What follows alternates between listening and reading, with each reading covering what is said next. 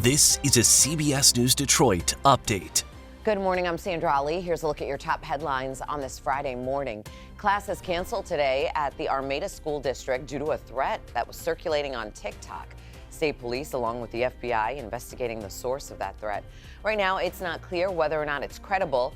They did cancel classes today out of an abundance of caution. 11 people being charged over protests at the University of Michigan.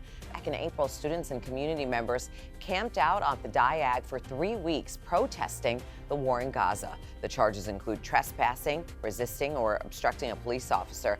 While counter-protesters have also been charged, they've been charged with disrupting the peace, attempted ethnic intimidation, and malicious destruction of personal property. None of them have been arraigned just yet. Homeowners finally getting some answers about DTE's response to last month's power outages. DTE hosted an open house last night, giving people a chance to ask questions. One of the biggest concerns from that meeting was not how long the power goes out, but how frequently it goes out.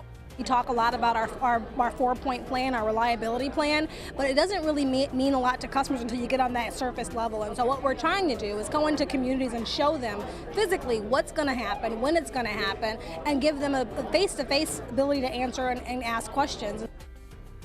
DTE is holding another open house in Southfield. That one is happening later this month. Loan servicer Navient has now been banned from servicing federal student loans. The company also has to pay out millions of dollars as part of a new settlement.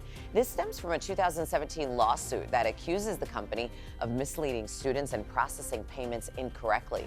Navient will now have to pay $100 million to students impacted and also an additional $20 million to the federal agency.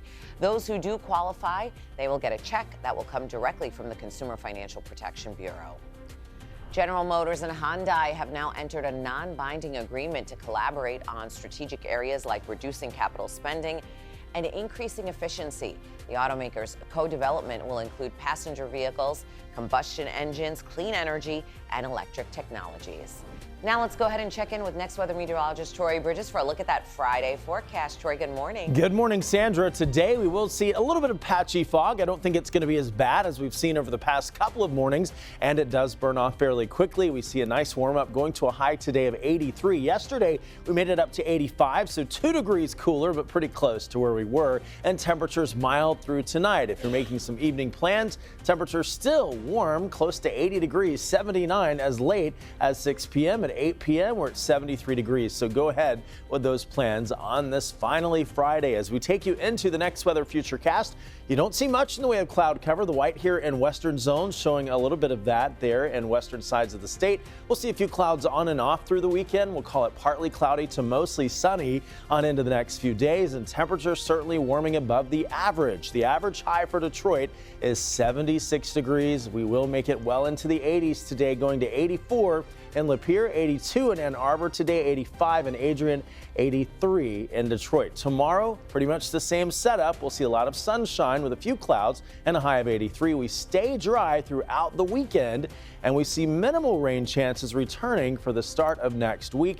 Really through the middle of next week on Wednesday, only a 20% chance, and that continues through Thursday. Notice those highs, though, staying in the 80s across the board. So, Sandra, it's going to be a warm week ahead next week.